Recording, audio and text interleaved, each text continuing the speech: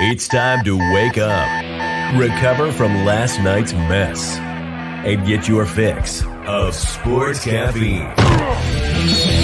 It's time to kickstart your day with the latest sports news and opinions. Get ready. Sports Caffeine is live in 3, 2, 1.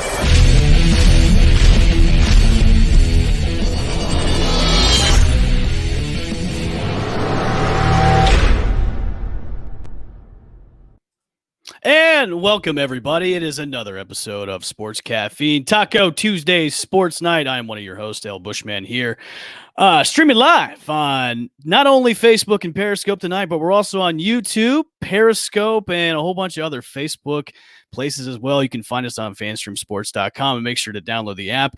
We're also streaming on iTunes, Spotify, Google Play, and iHeartRadio. Happy Taco Tuesday, everybody. I hope everybody's eating tacos and drinking Coronas like I was earlier, but they did not agree with me. So I have the bubble guts right now. I drank some Pepto-Bismol earlier. I know my co-hosts are probably just like, what the hell is he talking about? He probably has to run to the bathroom in a little bit. So that won't happen. I guarantee it. So I'm going to bring in everybody. He is one of the hosts of Set the Sales podcast, which you can find on Bucks Life Media and also fanstreamsports.com. Please welcome to the show, James Ludeman. James, happy Taco Tuesday, buddy. Taco Tuesday. What's up, buddy? Good to be here. I'm good. We used to talk a lot, and we finally saw each other last night. It's good to see you again. So I know it's good. It's reunited. It feels so good. She now has a new fantasy football podcast, which you can find on Fanstream Sports and also the Sports Caffeine Network. She's the host of The Pick Is In. Please welcome to the show, Kristen Jawan. Kristen, how are you? Wearing your Dallas Mavericks t-shirt tonight. How are you? Yeah, let's go Mavs. I don't know if you guys watched that last game, Luka with that three-pointer in overtime with Dodo with the mounting it. Oh, God, it was amazing. So, the Clippers are still the favorite. I think Clippers and Lakers to win. So, looking for Dallas to upset them. So, they play at 9. I will stay for the whole show, even though I want to watch the game, but I'll catch it after. It's quite all right. Okay, we're here during the Lightning game. She's one of our newest co-hosts on the show. She does have her podcast debuting tomorrow night, Beauty in the Cleats. You can catch her at 8 o'clock tomorrow night Eastern Standard Time. Please welcome to the show, Kaylee Chakowski. Kaylee, how are you? Hello. How are you? I'm good. Happy Taco Tuesday night to you as well. Are you excited? You have a debut tomorrow. Your show, yes. Ruth the Truth. Yes. Are going to be blasted out all over social media and the streaming world. Are you nervous? Are you guys ready to go? What is the overall excitement that you have? I'm not nervous because I feel like we click very well. I think it's going to be a good time. So I think everything's going to kind of fall in place once we get there. But yeah, I'm looking forward to it. I'm excited to get started. Well, good. I hope everybody tunes into that show. It's going to be a great one. You guys got so much to talk about, I'm sure, and you guys are going to be having wine and talking about all kinds of sports athletes on all over the place. We'll get to your sports athlete in just a second. He is known as Taylor the Troll. He has been kind of latched to us ever since we were the old show called Sports Arena, which is still live and everything, but he followed us to Sports Caffeine. You can follow. It was whole nother level. Then Sports Arena, now the Sports Caffeine. He's still a troll on our comments. So I said, you know what? Why don't we bring you on the show? That way you can take your trolling comments and bring them to the show. Please welcome Taylor Maville, Taylor the Troll. How are you? What's up, buddy? What's up, guys? He's in his full Canadian guard, even though he likes the Cowboys. He likes the Raptors. Loves the Hurricanes. Well, I'm super stoked to be with you guys tonight. Obviously, I want to give you some semi-fact-based, unapologetically biased views that are typically reciprocatedly different than people here on the show. So I love to give a different point of view, a different perspective, and at least be able to give my – oh, yeah, that looks good. I love beating the Rays yesterday. It was great. I will say this. My mouse is hovered over the mute button because I will be muting you a lot. I'm just letting you know right now, okay? No worries. I could type over here. I got a good chat box. All right, so we've got a jam-packed show. I'm going to start off with something a little bit fun. I know Kaylee's going to enjoy this because her boy, Garnder Mishew, a nice little a story came out today where you can win free beer if you draft Garnder Mishew first round, or maybe win free beer if you draft him first round and then send it to Bud Light Minshew Draft, the sweepstakes. Kaylee, I want to start with you. Would you draft Garnder Mishew in the first round as your first overall pick? I was going to do that anyways. So Okay. it worked out for me. Wow. Absolutely. I think, if his wardrobe doesn't tell you enough, he's a winner on and off the field. I don't think he's going to have any problems this year. That O-line looking as strong as ever. Pretty much the same as it's looked for the past 25 years. So we're looking good. We're looking good. I think he's gonna kill it this year. So I think we need to have a campaign to start where it says "Win a day with Kaylee Garnder." Please reach out. He has his DMs open. You can type in there and say, "Hey, what's up?" You know that, right? I've been in there. Okay. Okay. Yeah. Anything back from Gardner? So No, but persistence is key. That's true. That's a good point. It's also a restraining order. Yes, No, that's true as well. That's how you get exposed on social media. It's like, man, this chick is really persistent. She might be crazy, but No, you gotta reel in the crazy. You don't put that out right away. It's just real casual, and then a couple dates in, you just okay. Wow. Gardner, if you're listening, run now. So Taylor, James, and Kristen, would you? Let's just the scenario could be. If you're not in a money league, would you draft Gardner in the first round just to get a chance to maybe win free beer? Would you do it? Taylor, I'll go to you. Just a case. Sure. For free, I'd do it for sure. Of course. But I mean, I watched the Jags quite a bit last year. Unfortunately, I went to UNF, go Ospreys, swoop. Swoop. Yeah, swoop. Yeah. But, the Jags are blacked out for a reason in their home market because they're not good. And Minshew's not good. And he had a couple good plays in the fourth quarter, and that was about it. When you watch the full embodiment of the whole game, he just wasn't good. So, I mean, he was better in Foles, which isn't saying much. But, I mean, hopefully he's obviously hopefully going to take that next leap, which I'm hoping for because I am a Minshew fan. I like the guy. I like the personality. We need more personalities, especially in the quarterback position, but I don't know. I need to see it. So the contest is if you enter, you're entered into a drawing for a $20 prepaid gift card that can be used to purchase a case of Bud Light. If anybody wins the fantasy league with Gardner, you can use the cash that's equivalent up to purchase 2 cases of Bud Light per month for 6 months. That's not bad. I not think that it's much terrible. money. It's terrible. Well, think about it this way. You win. Like Think about it this way: $50. you win a championship with Garnder Mishew as your quarterback. That's true. That's You enticing. should get more than 2 cases of Bud Light. You should get like You $1 million. should. You should. That's true. You should get That's Bud a Light good forever. I will buy you all 2 cases of Bud Light. Like a case of Bud Light. Like Kaylee, don't do it. I will give you a case of Bud Light. Like Bud Light's all right. Like I said, What is it, I'm like doing it anyways. $14.99? I'm all Bud in Light's on got so Gardner much Minshew. money. Here I'll weigh in on this because 5 years ago, if you would have asked me if there was a quarterback like Garnder Mishew that I would draft number 1, I would have said you're crazy. But here's what I will tell you, and I've seen this happen firsthand. I have watched my wife, who plays fantasy football, by the way, and is not bad at it. She doesn't pick like colors. She knows the players. She knows like what she's doing. Okay, this girl drafted Jameis Winston first round a few years ago. You know who won the championship that year? She did. And I finished in second, and I still hear about it even to this day. So listen, before you go out there and say, well, there's no way I'd draft Garnder Mishew in the first round, be ready. Because sometimes these quarterbacks in fantasy, you just don't know. You never know. And in a year where there's just a lot of uncertainty and a lot of questions, if I want to put some faith in the stash, it's a good year to do it. Because you just don't know. I mean, maybe these quarterbacks, the other good quarterbacks, may not be as good this year. I'm still thinking they're going to be good, obviously. But I'm saying if you want a guy who's going to get you some points, why not turn to Garnder Minshew? I might have to do that for the fan stream draft this weekend because we're not playing for money. We're playing for like prizes and all that stuff and a trophy.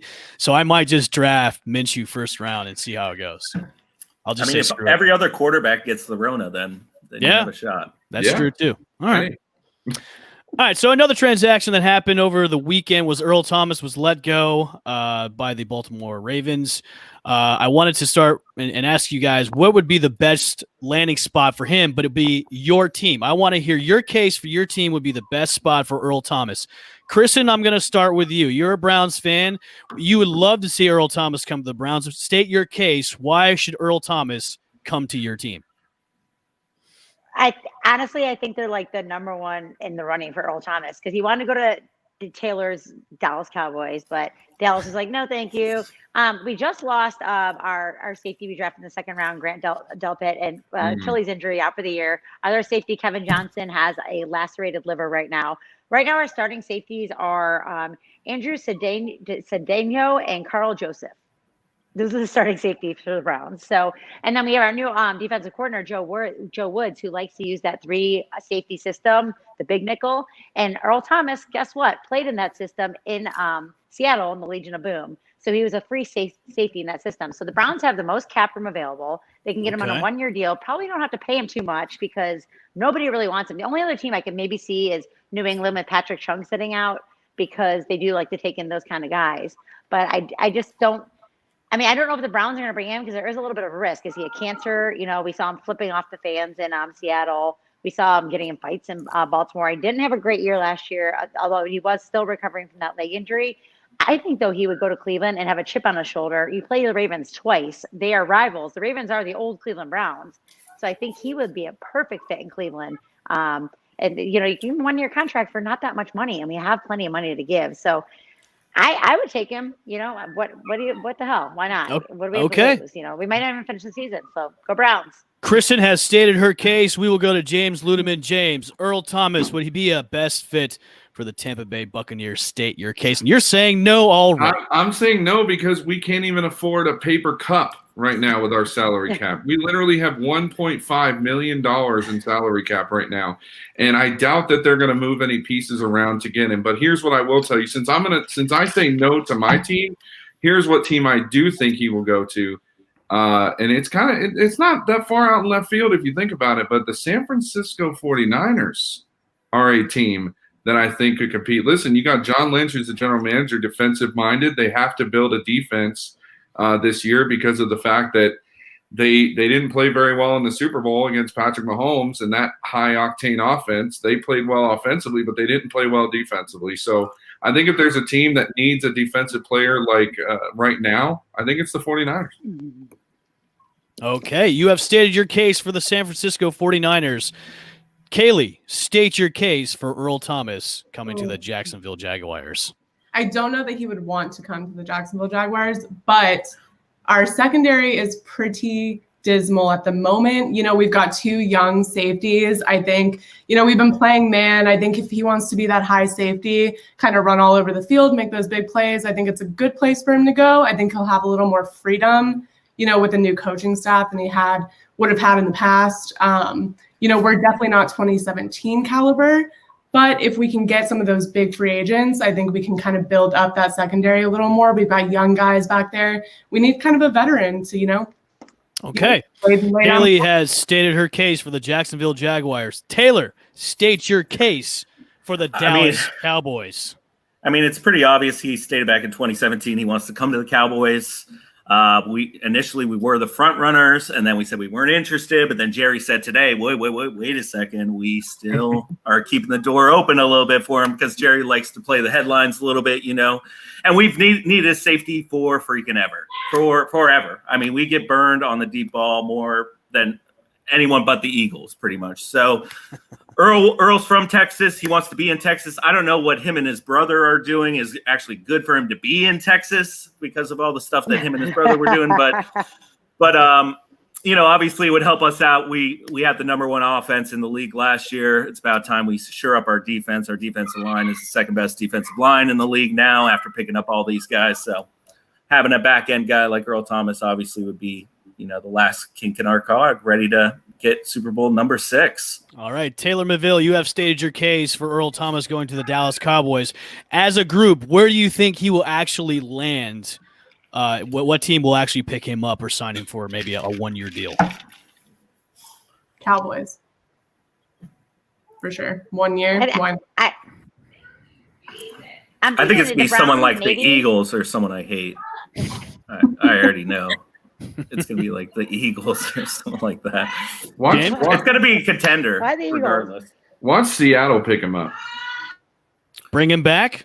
Or bring him back. Bring him back, I should say. Yeah, watch Seattle bring him back on a 1-year deal. It wouldn't surprise me at all. That could be an option. That could possibly happen too. I mean, they've really started to revigorate that Legion of Boom. I mean, you could have Earl Thomas back there. He's a veteran of that team. Yeah, that could be a possible spot. So we're saying the Cowboys, the Eagles, and possibly the Seattle Seahawks. Kristen, where do you think you had a team that you were about to throw out there? Oh, I was going to say what I said earlier. I think the Browns maybe, but with a rookie head coach, well, not a rookie head coach, but a new head coach and a new offensive coordinator. I don't know if they're going to want, or coordinators, I don't know if they're going to want to bring them in.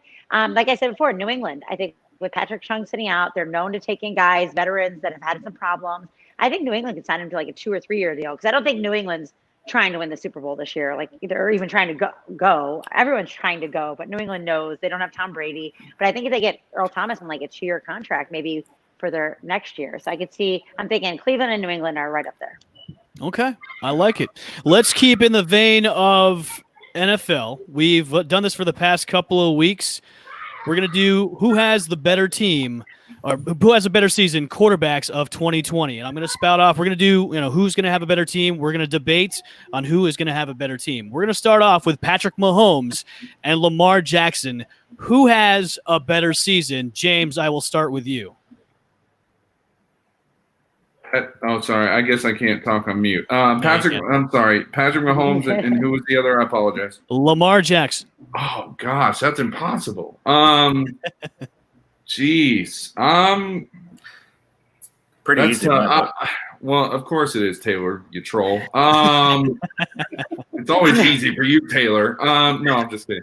I'm going to say Lamar this season is going to have a better year because of the fact that they had, and again, I've said this before, they've had an awesome draft, and I think they really built the pieces to make them better this year. They finished 12-4 last year.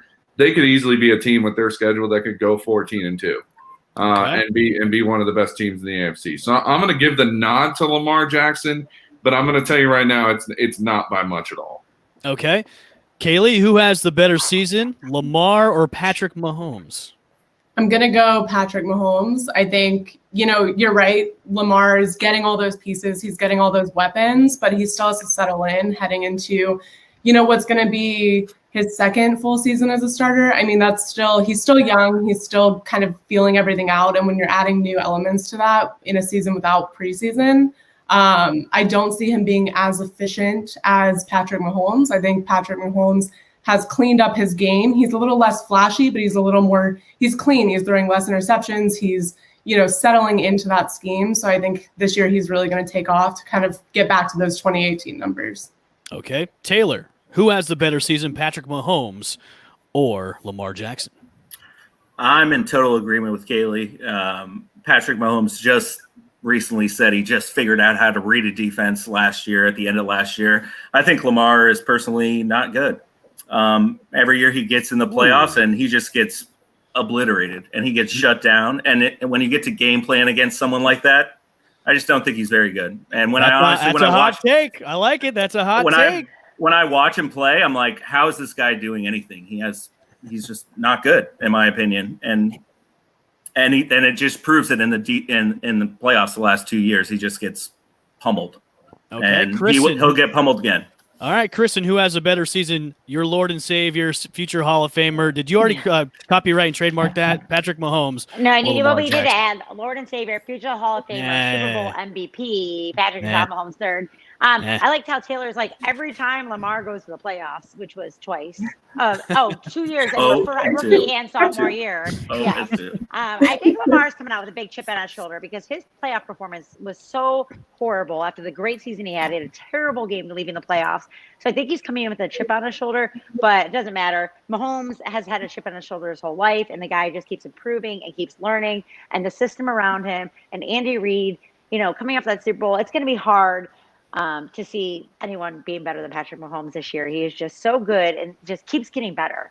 And he's got a core of receivers that he can count on. So I just think Mahomes has the better year. I don't see Baltimore being as good as they were last year. I think there's going to be a little bit more competition. You got Joe Burrow now. The Bengals are not going to win the division, but they might be someone that could maybe score some points at least for once. I think the Browns are going to be a lot better, and the Steelers, you can never write off the Steelers. So I think the Ravens are going to have a lot tougher year this year. Okay, moving on. Who has a better season, Russell Wilson or Drew Brees? Kristen, who has the better season? I'm going to go with Drew Brees just because in this NFC South, they are going to be throwing the ball so much. It's going to be just air out every single game. You know, you're playing Tom Brady. You got these could be like 50-point games or whatever. So I really like Drew Brees. I just can never discount him. He's old, but he doesn't suck at it. Like you keep the hope, waiting for him to hit that plateau. And he keeps doing better and better as well as he has. So I'm going to go with Drew Brees. All right. Taylor, who has the better season, Russell Wilson or Drew Brees? I'm definitely going Russell Wilson on this one, kind of for the other reason that you just mentioned. Brees and Brady last year, they couldn't throw the ball, and Cam Newton, they can't throw the ball past 5 yards. So they were throwing 5-yard slants to Michael Thomas or fades to the corner all day. So, I mean, Russell Wilson can get out of the pocket. He can do some things. I think they're going to give the ball to Kamara a lot more this year. He's going to be full and healthy and doing a lot of things. And Michael Thomas is kind of a down year. I just see Russell Wilson killing it. All right, James, you seem to disagree. Who has the better season, Russell Wilson or Drew Brees? I will say Drew Brees mainly because this argument of they can't throw the deep ball is stupid and ignorant. You know the chef. The idiot sandwich. That was that argument just now. You were the idiot sandwich in the middle of that. If you can't throw a 5-yard wide receiver screen, then you're not going to be in. I don't see. You don't pay attention to Tom Brady throwing 90-yard bombs to Scotty Miller in practice, apparently, because you don't do your homework. You just want to argue with somebody, and that's fine. I understand that. That's fine against I get it. I got a question. James, is this the first time you've met Taylor? Yes. No. Well, yes. In person, yes. It's the first time I've met him. Okay, good. But he's been trolling on this show for several times, and there's a lot of pent up anger inside of me that I'm, letting go of right now. But anyway, no. I'm going to lean toward Drew Brees. Look, I completely disagree with this notion that Drew and Tom can't throw the deep ball. That's again, to me, that's not an argument. If you're looking at a level of consistency, you don't have to look any farther than Drew Brees. He's consistently thrown for 5,000 yards every year since he joined the Saints, just about. Again, he's a guy that's going to he's a winner, and that's what winners do. That's the difference between a guy like Drew Brees and a guy like Dak Prescott. You have a winner at quarterback for New Orleans. I mean, Dak has the most wins in the past 3 years out of any. The past 3 years. Has he won a Super Bowl?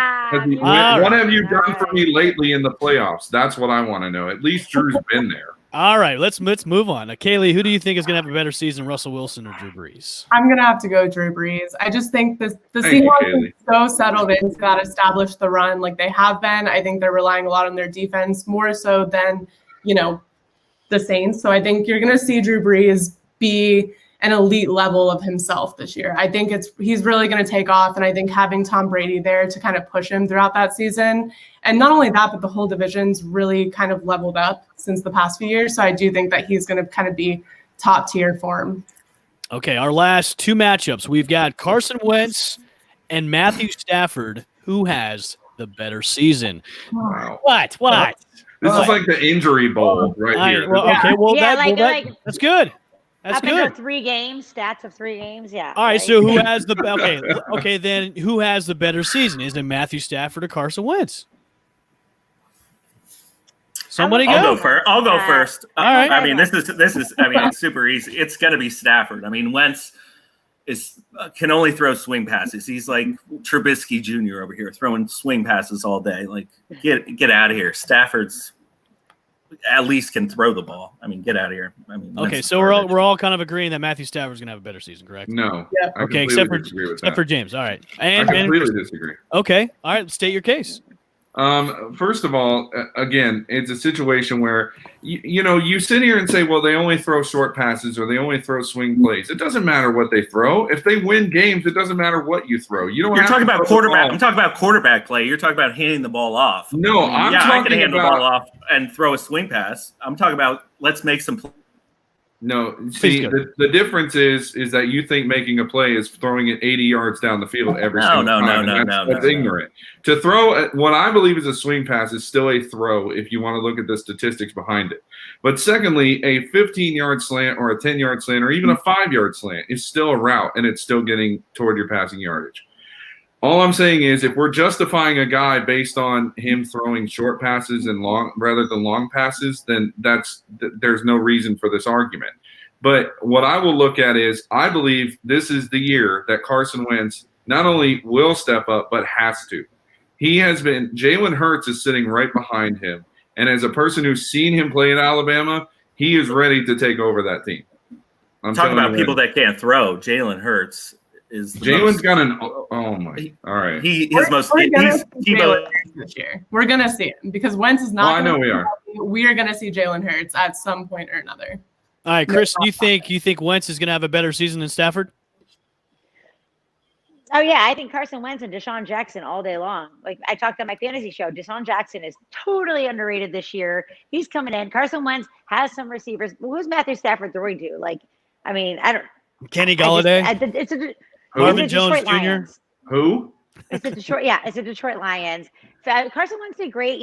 When they took him to the Super Bowl, obviously he had that injury when Nick Foles won the Super Bowl. But Matthew Stafford is. We're gonna, like I said, we're gonna be talking about 3 games worth of stats. So both of them, one breaks their back and one breaks their knee. So it's gonna be a total like 200 yards and 1 touchdown for each. So all right, our last terrible quarterbacks to pick. I got really the last matchup is a good one actually. All right, who has the better season? Tom Brady. I knew it was coming. Or Dak Prescott. I knew this crap was going to happen. As soon as we started this argument thing, I knew it was coming. You did this crap on purpose. This is obvious. All right. I'm going to go with the ladies first. Kaylee, who has the better season, Tom Brady or Dak Prescott? It's Dak Prescott. I think that O-line is going to outperform that of the Buccaneers.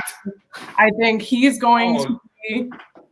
He's gonna show out this year. I'm going Dak Prescott. I can't sit here and think that Tom Brady is gonna play like we all think he's gonna play.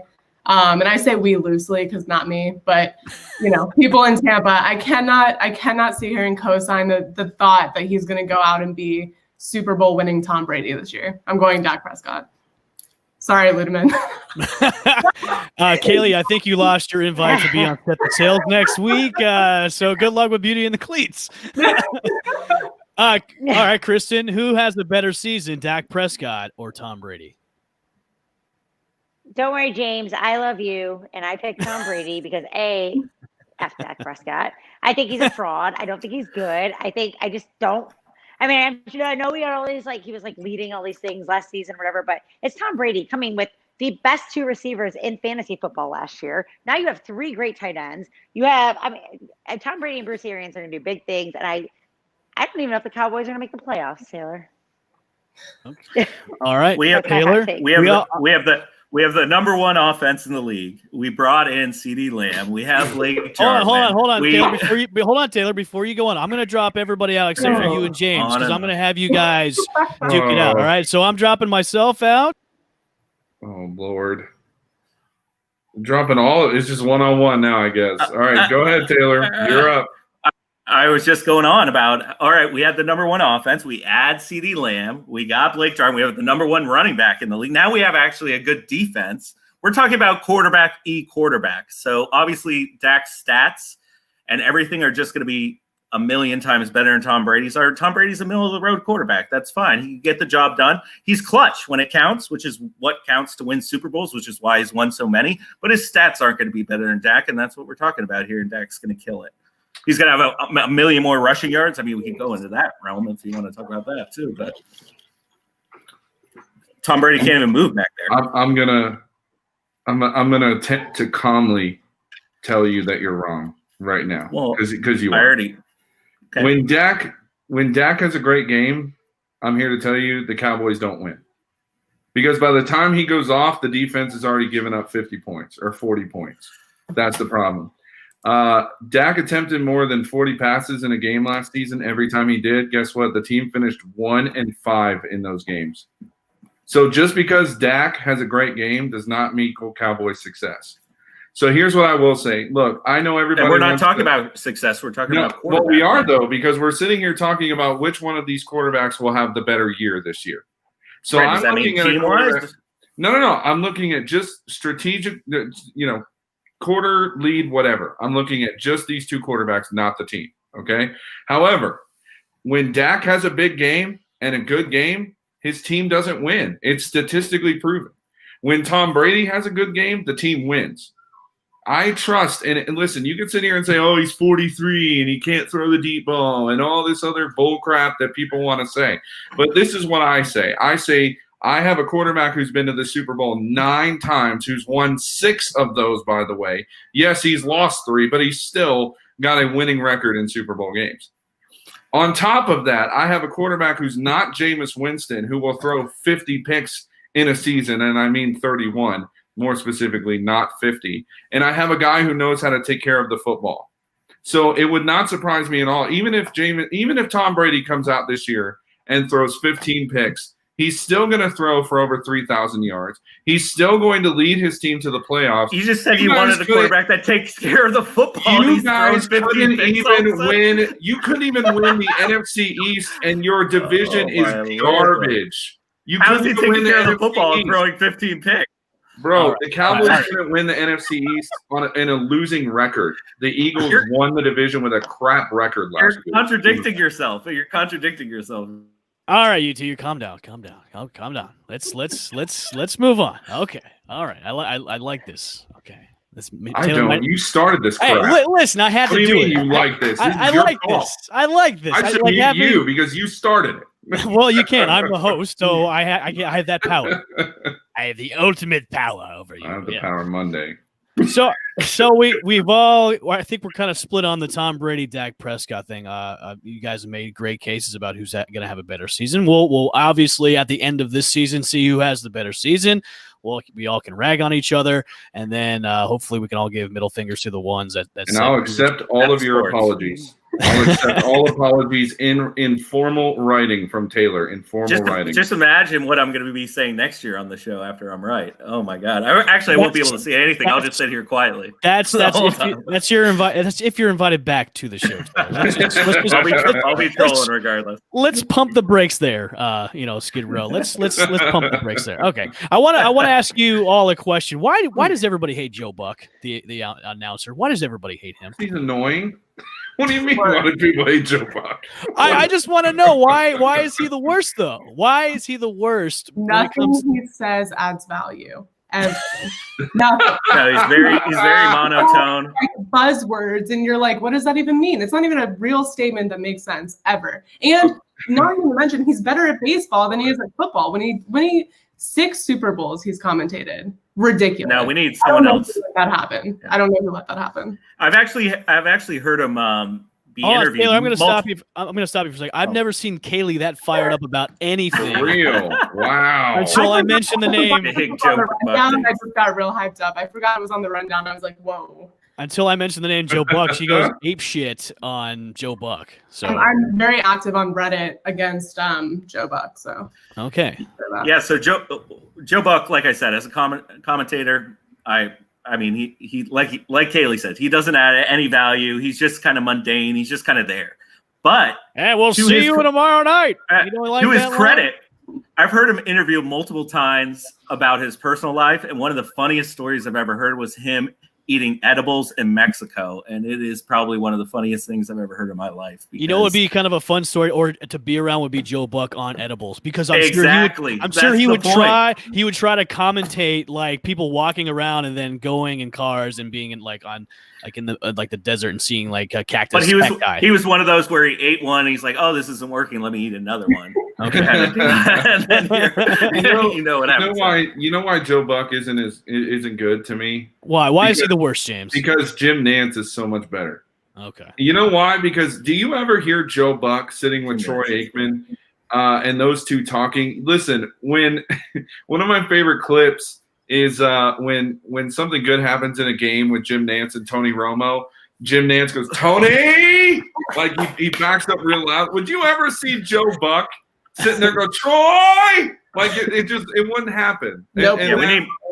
Everyone needs more Romo. I guess I'm the only one more here. Romo too. I guess I'm the only one that likes Joe Buck then. I don't hate him in baseball. I think Kaylee brought up a good point. I don't hate him in baseball. He's really good in baseball. All right, so you prefer him in baseball than in football? Okay. Yeah, by far. Football is terrible. Terrible. Okay. He has no personality. It's in the words of my boy Charles Barr, it's absolutely terrible. Terrible, yeah. Terrible. I'm interested to see actually how this new Monday Night Crew is going to be. I'm disappointed. I love Joe Tessitore personally. I love Joe Tessitore. He's funny on Holy Moly, like hilarious on Holy Moly. I'm actually kind of disappointed with the Monday Night Crew that they have because I really wish they could have thrown money, real big money. I know Peyton would have done it if they would have given him like the farm and then pair him with Pat McAfee. Those two guys in the booth would have been.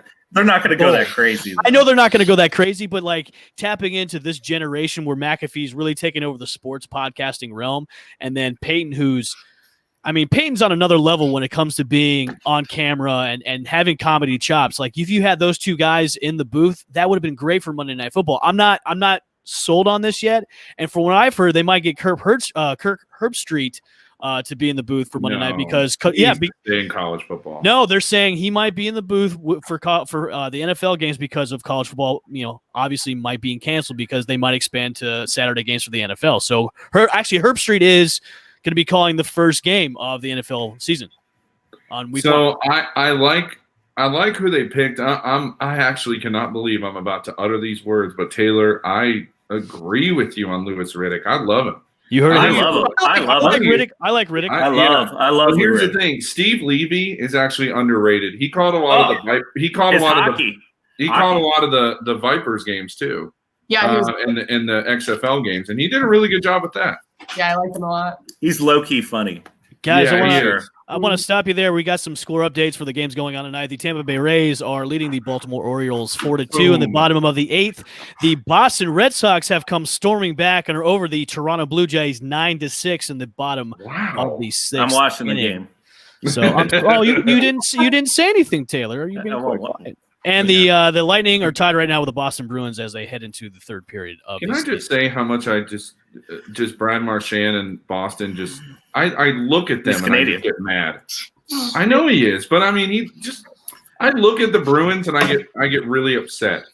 It doesn't even matter if we're playing them or not. I just get mad looking at them. James, it's okay. You get upset with everything, Boston. It's fine. I don't like anything, Boston. My Leafs have lost to the Bruins the last two playoffs in the Game 7, so I know. So you're rooting for the Lightning then, right? You're rooting for the Lightning. I don't know. All right. Speaking of the Lightning, they're tied 1-1 with the Bruins right now. Actually, no, they're down 1-0. 2-2. I'm sorry. 2-2. You mean in the series? Yes. Okay. Do you all think Tampa is going to move on? They're going to win the series against the Bruins, or do you think they're going to choke again in the Stanley Cup playoffs? What do you guys think? If they can't score on the freaking power play, they're not going to win games. They've really looked flat coming out. They're not coming out with any burst of energies as the game started. They're not getting anything on the power plays. Taylor, I'm going to go with you. I mean, do you think the Lightning are going to move on, or do you think they're going to choke? No, the Lightning are just like the Maple Leafs. They're a lot of finesse, not much body. I mean, they got Hedman, but Hedman's Chara Jr. So, I mean, it's just like James said. If they don't score on the only way we were productive against them the last two playoffs and the games we won, we were productive on the power play. And then when we were 5-on-5, we just got schooled. So Marchand and Bergeron just dominated us. So unfortunately, I think it's going to be the Bruins. I mean, I hate the Bruins, and I'm excited that the Islanders are playing so good because I want to see the Islanders and someone else move past the Bruins. We've got some comments in the comments already. Thanks, guys, for tuning in. This is Sports Caffeine. If you guys haven't heard of us already, we're on fanstreamsports.com and also the app. Make sure to go to manscaped.com where you can get 20% off and free shipping using the code SC2020. I will put that in the banner below. Kaylee, do you think the Tampa Bay Lightning are going to move on, or do you think they're going to choke? I don't see them moving on, and I hate to say that. I don't like Boston teams at all, but I don't think they just haven't clicked week after week now. I mean, it just is the same like first period lag where you're missing that spark. They're not clicking, their feet aren't moving. And it doesn't seem to be a one-time thing. It continues to happen. So unless they come out and look completely different, I don't see them moving on. The Bruins top line is looking elite. I don't see that changing, to be honest. So at this point, I think they're done. Do you think that the Lightning should maybe move on from Coach Coop after this series if they do not move on? I think that's drastic. Okay. I think it's a little, that's too far. Okay. All right. James? I think it's roster wise. I mean, they went all in on it by picking up like Shattenkirk and McDonough and all those defensemen to try and bulk them up for teams like Boston, which is exactly what Toronto tried to do too, but it's just not working out. I don't know where the holes lie. That's why you saw today with my Leafs making a trade. We traded one of our top fast forwards to get a pick to try and get some young guys. I don't really know where it stands. It's maybe somewhere in the neutral zone where they're not getting some play. I don't know. I'm hockey savvy, but James, what do you think? Do you think the Lightning are going to move on this series? Do you think John Cooper should be gone? And do you think they should just make some more personnel moves after the season's over if they do not move on from this series and go further into the playoffs? I'm going to say this. If the Lightning don't make the Stanley Cup final, John Cooper should be fired. Okay. And look, I like John Cooper. I take nothing away from what he's done for the team. You know, making them consistently a playoff team every year is not an easy thing. But after last year, getting swept after winning the President's Trophy, being the best team in hockey last year, and getting swept by the Blue Jackets in the first round, and then best team ever. And seriously, it was one of the best hockey teams we've seen in years. I mean, it had been a long time. And listen, Ryan McDonough, I know you brought up Taylor McDonough. He was taken out today. He had a horrible game one. I mean, just absolutely horrible all the way around. But that's really my hot take with the Lightning. If they do not make the Stanley Cup final, they don't have to win the Stanley Cup, I don't think. Just get to it. Just if they do not get to the Stanley Cup final, you may see a coaching change in John Cooper. I agree with you on that. On the power play, so we'll see. I agree with you on that. I think with the loss in the first round last year against Columbus, and then losing to the Caps, then losing to the Penguins, it's like, all right, we were seeing a trend here. We're getting there, except for last year, and we're not going over to the mountaintop. I think it's time to make a personnel change, honestly. And I think they need to trade Stammer. They need to get rid of Stammer. Stammer gets hurt way too much. You can possibly get something out of him for either picks or bring back a couple defensemen or whatever from that. But I think it's time to move on for him. I know they paid him a crap load of money, but he's just he's not reliable at all from year to year. I mean, he gets hurt way too much. You can look at Stammer, and Stammer gets a lower body injury just by looking at Stammer. So I think it might be time to move on from both of those guys and just kind of clean house with the upper management for the Tampa Bay Lightning. All right, guys, we're going to move on. Stamkos has Canadian Wentz syndrome. Yeah, he does. He's got he really does. Yeah, Stammer is almost like Robert Griffin III. He's Mr. Glass. He just gets hurt with a gust of wind on the ice, and that's terrible because Stammer, has been really the captain of the team. He's been a heart of the team for the longest time. But I almost look at this as the Kevin Kiermaier syndrome. Is maybe it's time to move on from. I get it. The guy's a Gold Glove winner, but his offense isn't that great. So it's time to move on from this. And Ian Richardson is chiming in on the comment line. Lightning will not move on. Reason being is because they are too slow and not quick enough. If you look back at 2015 against Chicago, they were amazing. It was 3-2 series in good competition. Well, the reason we didn't move on in 2015, and I will say this because he's still in the playoffs now with Dallas, Ben Bishop went down in game one of that series, and Vasilevsky had not even really started that much and had to come in and play a whole series against the Chicago Blackhawks, who were by far the better team. But it was really unfortunate timing for Ben Bishop. And that was a tough series to watch too. That was another one, John Cooper. You look at that series and go, man, I think I just said we probably weren't the best team in that because we really weren't. But I still think it was a winnable series. And that's a series you look back and go, what if? And then we haven't been to the final since because we've had all of these, losses that have just mounted up in the Eastern Conference Finals and in the first round getting swept. I mean, it's just something has got to give coaching wise, and it's going to have to be John Cooper. I really think they're going to move on after this season. I think if they lose the series or if they don't make it to the cup final, they're going to move on from John Cooper. I think after last year with the being swept from Columbus, he was on the hot seat. And if this team is not going to perform well throughout the playoffs and not go at least to the Stanley Cup or win it all, he's going to be gone. And it's sad, but you gotta maybe move on from somebody else. So every time I watch Boston play, last real point, it just makes me reemphasize how much I hate Chara. Like he's my least favorite player, probably of all time. I just can't stand him. Well, thank you for that opinion. Okay. We're gonna end the show with a little college football, the AP college football poll, and I say that's laughing. Top 25 came out today with our 25 ranked teams for this year 2020. Even though 9 of them are not going to be playing this year, the Ohio State Buckeyes, Penn State, Oregon, Wisconsin, Michigan, USC, Minnesota, Utah, and number 24 Iowa are all not going to be playing this year, but are all ranked in the top 25. So why do we need this poll? I don't know, because these teams aren't playing. Most of these teams, they got Ohio State at number 2. They're not playing this year. Why do we need this poll? Guys, girls, what do we need this poll at all? We don't. Exactly. No, I'm just excited to beat FSU for the 4th time in a row and, win our 6th national championship. We'll all see. About the U has been a dumpster fire. You guys haven't been good since the 90s. Well, actually, the early 2000s. Early 2000s. I'm sorry. And then you've been just downhill from that. Oh, yeah, all about the U. All right, and you're out of the stream right there for a second. I'm just kidding. Kaylee, is there really a need for this poll when we got 9 teams that are not even playing this year? There's not. I think you can do this poll all day, but until week 1 starts and we know who's playing, who's not playing. And also you have to look at, most of these schools are playing conference-only schedules. So how does that go to factor into all of these rankings? Because right now they're not ranked based on conference only with 1 or 2 wildcard games. They're ranked based on last year's matchups and performance. So I just don't really see how you can do this until week 1 starts. And then you have to redo every single thing you've already done. I'm just going to say UCF is too low. So they're 23rd or something, right? And you're muted. Oh, that's when is week 1? Do we know? I didn't even check. Usually it's next week, or usually it's Labor Day weekend. I think it's the weekend of the 25th. Yeah, 26th. Yeah. UCF 2. There is a point. There is a point to this AP poll, by the way. Just so you guys know, there's an underlying point here.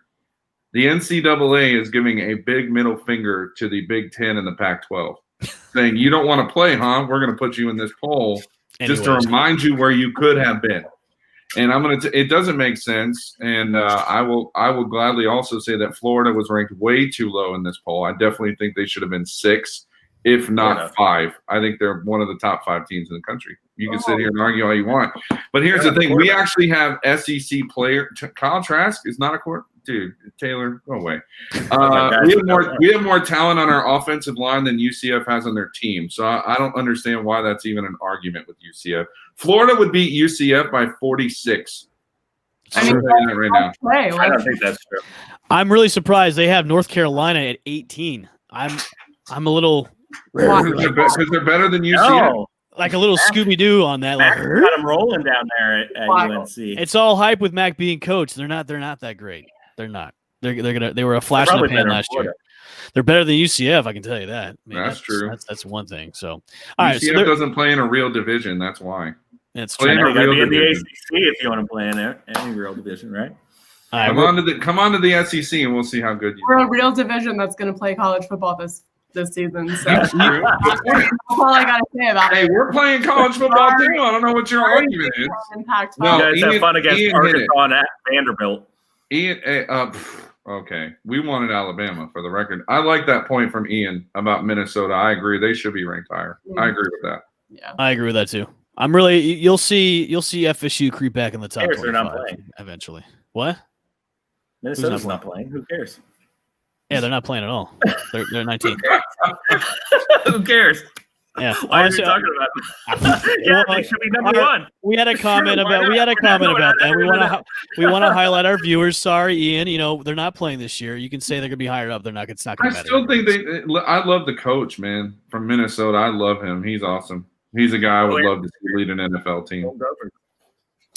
All right. So no need for the AP. If they were going to do the AP, then they just have to put in the teams that should be in the top 25, not the ones that are just going to be, standing from the sidelines. And they're probably going to be playing in the spring. Apparently, that's what's going to happen for the Big Ten and the Pac-12. So then we're going to have this big debate then about who's. Hey, Bushman, before we close, I know we're about to wrap up the show, but can I just tell you what I just saw real quick that's going to make every single one of you laugh? Please do. I love that. Plaxico Burress just made an OnlyFans. Are you serious? And he tweeted about it. Yes. What is he going to be doing? Like teaching people how to shoot themselves in the leg? Gun safety. I don't know, but I'm subscribing. I'm doing it. Talk about one player of all time that I know didn't manage his money well. Plaxico Burress did not manage his money well. It's going to be worth every penny. USF, FAMU, BCC. Well, like Bella Thorne made $1 million in 24 hours the other day. So. Willie Weaves brought up the point about USF, FAMU, and BCC. USF, I like USF's direction where they're going. They got a great coach coming in, and really, I think USF is going to be a force to be reckoned with in the next couple of years. Of course, they're going to win the series, the I-4 war on I-4 against UCF this year. I don't know about that. It's going to be a stretch. I'll put money on that. Might be a stretch. One of my favorite games of all time was when BJ Daniels went to Tallahassee and just roped. That was hard for me. That was hard for me to watch because I was going to USF and then I'm an FSU fan, so it was like, who do I in the rain? I remember USF like back in 2008, I believe it was. They were ranked number 2 in the country. Yes, and that was right after. And then they went on Thursday Night Football and lost to Rutgers. Yeah. But the greatest moment was when they beat West Virginia at home at Ray J. I got on the field and then went and cussed on live television afterwards. It was fantastic. I was drunk on my ass. Oh, I got to see that. You'll never find it. You'll never find it. I was in a Hulk costume, like a green Hulk suit. Yeah, and I was really drunk, and I just said the F word really loud. It was so awesome. Like, I just cussed on live TV. Hey, you got one on me, so I haven't done that. You know who's going to win the Big Ten? Ian Richardson? The fans. The fans are going to win the Big Ten. Yeah, for watching real football in other conferences. That's right, in the SEC. All right, we're going to wrap this up. Thanks for everybody going into the comments tonight for Sports Caffeine, Sports Taco Tuesday nights. Make sure to stream us live on fanstreamsports.com and also the app, iTunes, Google Play, Spotify, and iHeartRadio. Make sure to go to manscaped.com to get 20% off and free shipping with the code SC2020. And also go to Dugout Mugs. We're now sponsored and affiliate partner with them. If you go to Dugout Mugs, you can get a customized mug that's made out of an actual baseball bat. We will see you guys next week at 8:30 p.m. Eastern Standard Time. For James, Kaylee, and Taylor, we will see you guys next week. This has been Sports Caffeine. Thanks for listening to another episode of Sports Caffeine, available for streaming on fanstreamsports.com and FanStream Sports, the app.